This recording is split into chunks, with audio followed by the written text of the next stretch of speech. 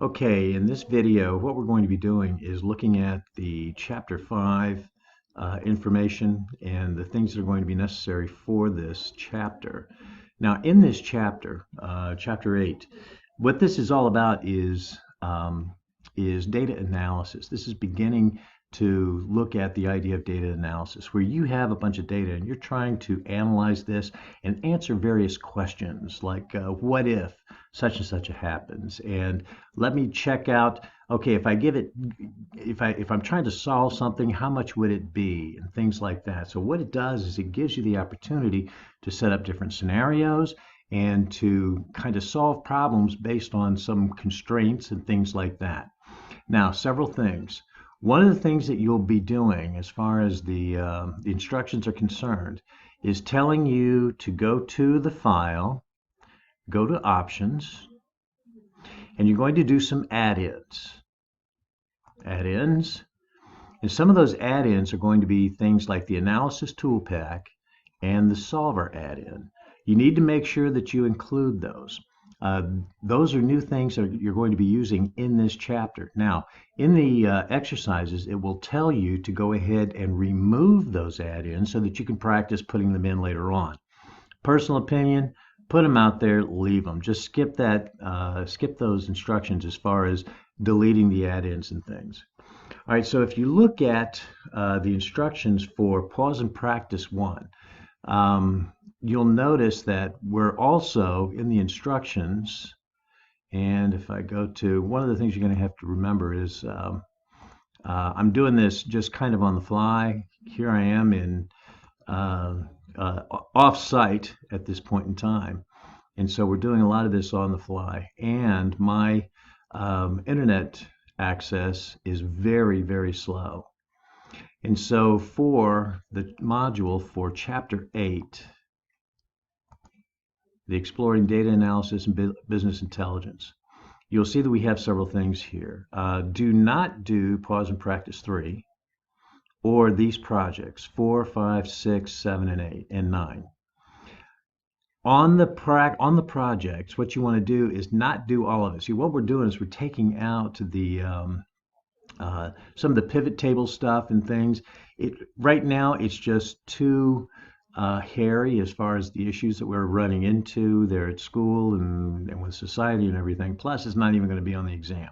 So we're not even going to deal with it.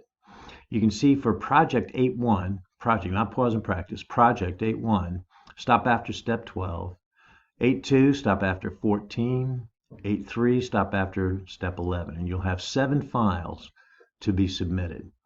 So those are some things to remember when you're doing these. Now, when it comes to, I keep pulling up the wrong one. When it comes to what it is you'll be doing, if you're looking at Pause and Practice 1, first thing you're going to be doing is setting up a scenario. Okay, the whole idea behind it is, okay, I want to project sales for March. Okay, I have some actuals for January and February. I want to project sales for March.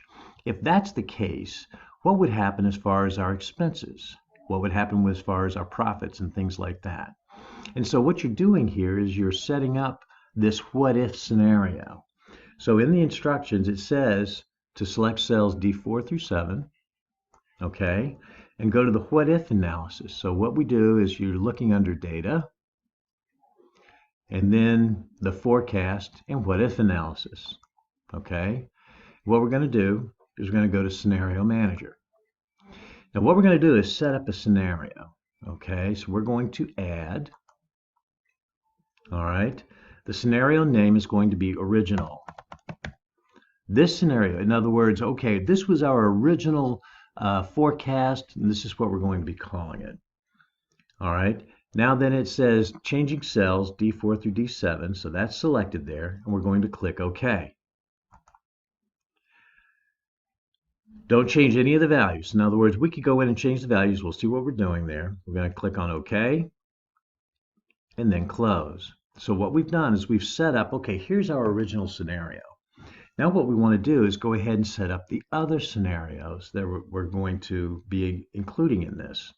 So we're going to go back to our what if analysis in our scenario manager. And whenever you're doing projections and forecasts, many times what you'll do is say, okay, here's our most likely, here's best case and worst case, but here's our most likely. So that's what we're going to be doing here. We're going to be adding these scenarios for both best and worst case. So we go to the scenario manager there, we're going to click add. And when we're going to name this scenario best, you can see that we have cells D4 through D7 out there. So we'll go ahead and click on OK. Now what we want to do is say, okay, what would be those various things for the best scenario? So what we're going to do is we're going to put in, okay, so based on our projections, what could be the best thing? And for rentals, it would be 62,000. Do not hit enter or OK at this point. Click tab. That'll take you down to the next one. Then what you do is your excursions, 36,000. Spa services, 28,000. And shop purchases, 20,000. And we're going to say OK. All right, so that's our best scenario. Now what we're going to do is going to add the worst scenario. All right, so here's our worst case projection. So you can see it's D4 through D7, so we're going to say OK.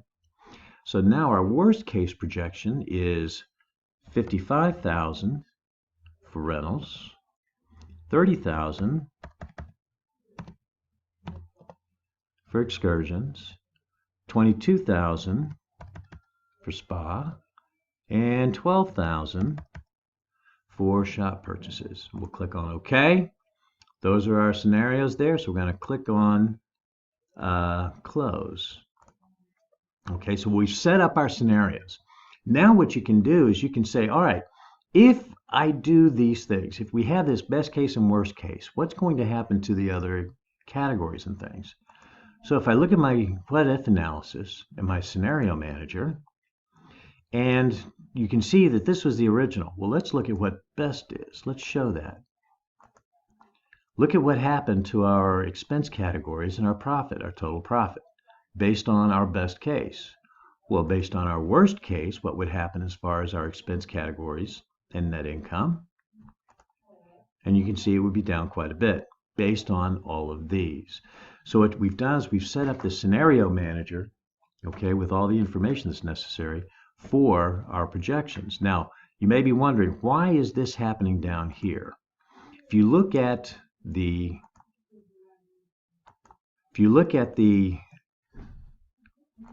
things are a little slow.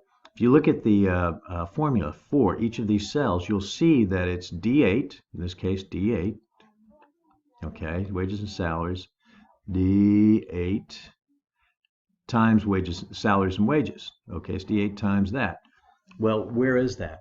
That is actually, if you look down here at the tabs, right click and unhide, you'll see that there's a sheet with expense percentages. I'll click on OK. There's where those numbers are coming from. So salaries and wages are going to be 25% of total sales, admin 15, etc. So where that stuff is coming from is actually that hidden sheet. So I go back to my revenue here, so that's where that's happening. So that's what you do as far as setting up some what-if scenarios. Go through and identify what it is, that sort of thing. What I'm going to do is stop the video now, and you work through that. And then what we'll do is go through the rest of the 8-1 pause and practice and see how it is that will actually work.